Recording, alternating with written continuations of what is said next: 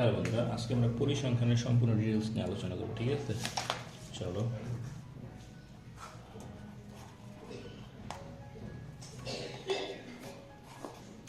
যদি পরিসংখ্যানের কথাই বলি, পরিসংখ্যানের আজকে সূত্রগুলো সব আলোচনা করবো, যত সূত্র আছে এবং যত মিনিং আছে, ঠিক আছে, সব একদম ইন ডিটেলস। যেমন ফার্স্টে আছে তোমার পরিসরের সূত্র। পরিসর মানে কি? সর্বোচ্চ মান বিয়োগ সর্বনিম্ন মান যোগ 1। পরে শ্রেণী সংখ্যা। শ্রেণী সংখ্যা মানে কি? পরিসর ভাগ শ্রেণী ব্যবধান। ঠিক আছে, তারপরে যাও শ্রেণী সংখ্যার পরে কি আছে? গাণিতিক গড়। গাণিতিক গড়ের সূত্র কি? সামেশন অফ fi xi ভাগ n। ঠিক আছে, আর সংক্ষিপ্ত গড়ের সূত্রটা কি? দেখো,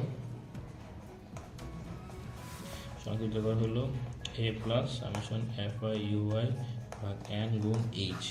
সংক্ষিপ্ত গড়। মধ্যগড়ের সূত্রটা কি হবে? l plus n by 2 minus fc গুণ h বাই fm। আর প্রচুরের সূত্র কি হবে? দেখো বন্ধুরা, l plus f1 f1 plus f2 গুণ h। হ্যাঁ, মধ্যে কিন্তু আরও দুটো সূত্র আছে, এটা জোর বিজোরের। চলো করে ফেলি। মধ্যে সমান সমান কি হবে? n প্লাস 1 ভাগ 2 তম পদ। এটা কোন ক্ষেত্রে হবে? বিজোড়, যখন বিজোড় থাকবে। আরেকটা মধ্যে সূত্র আছে, সেটা বলতে পারবো? এটা হলো জোরের। n বাই 2 ও n বাই 2 প্লাস 1 পদের সমষ্টি ভাগ 2। এটা হলো জোরের। হ্যাঁ, ওকে, ডান। এখন আমরা কি নিয়ে আলোচনা করব? এখন আমরা এই যে এগুলো একটা মিনিং নিয়ে আলোচনা করবো, আসলে কোনটা দ্বারা কি বোঝায়।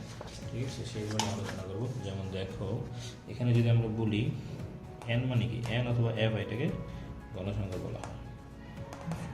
ঠিক আছে, xi হলো শ্রেণী মধ্যবিন্দু।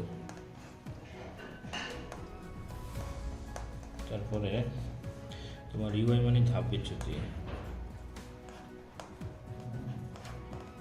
তারপর তোমার এইচ মানে হলো শ্রেণী ব্যবধান। তারপর তোমার এফসি মানে কি? মধ্যক শ্রেণীর পূর্ব শ্রেণীর ক্রমিত গণসংখ্যা। মধ্যক শ্রেণীর পূর্বের শ্রেণীর ক্রমজিত গণসংখ্যা। ক্রমজিত গণসংখ্যা। ঠিক আছে, এফএম মানে কি? মধ্যক শ্রেণীর গণসংখ্যা। মধ্যক শ্রেণীর গণসংখ্যা। ঠিক আছে, তারপর F1 মানে কি? সর্বোচ্চ গণসংখ্যা থেকে পূর্বেরটা বিয়োগ। গণসংখ্যা থেকে এর পূর্বের শ্রেণীর গণসংখ্যা বিয়োগ। F2 মানে কি? সর্বোচ্চ গণসংখ্যা থেকে এর পরের বা পরবর্তী শ্রেণীর গণসংখ্যা বিয়োগ। শ্রেণীর গণসংখ্যা বিয়োগ। আর কোনটা বাকি আছে? এইগুলোই মোটামুটি ঠিক আছে। এইগুলোই ছিল তোমার ব্যাখ্যা। ঠিক আছে, ঠিক আছে বন্ধুরা। তো আজকে এতটুকু থাক, নেক্সটে আমরা এগুলো ডিটেলস ম্যাথগুলো নিয়ে আলোচনা